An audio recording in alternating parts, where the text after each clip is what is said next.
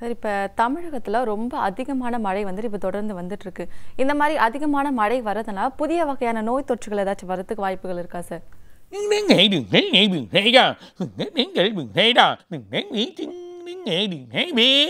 கண்டிப்பாக மழை வரதுக்கான வாய்ப்புகள் இருக்குது. இந்த மழை அதிகமாகிறதுக்கும் வாய்ப்பு இருக்குது. இந்த மந்த் எண்ட்லேருந்து, ஸோ இந்த 24ஆம் தேதியிலேருந்தே மழைகள் ஏற்படும்.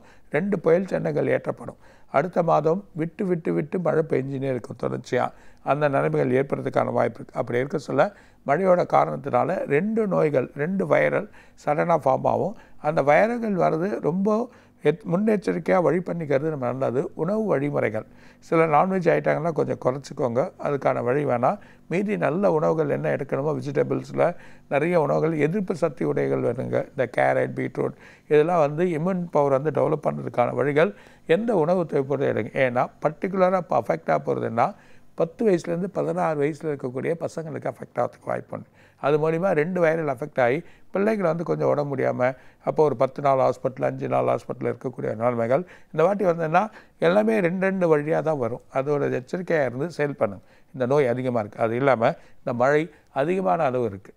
அதிகமான அளவுகள் கொடுக்கக்கூடிய மழையாக இருக்குது. தென் மாவட்டங்கள் முழுதுமே பாதிப்புகள் ஏற்படுறதுக்கான வாய்ப்பு உண்டு. கடலோர பகுதிகள், அது இல்லாமல் மதுரை, திருச்சி இந்த இடத்துலலாம் மழைகள் அதிகமாகிடும். அது இல்லாமல் நீங்கள் பார்த்தீங்கன்னா எல்லையோட பகுதி, கர்நாடகா எல்லை, தமிழ்நாடு எல்லை, ஆந்திராவோட எல்லை அந்த பகுதி, இல்லை கேரளா.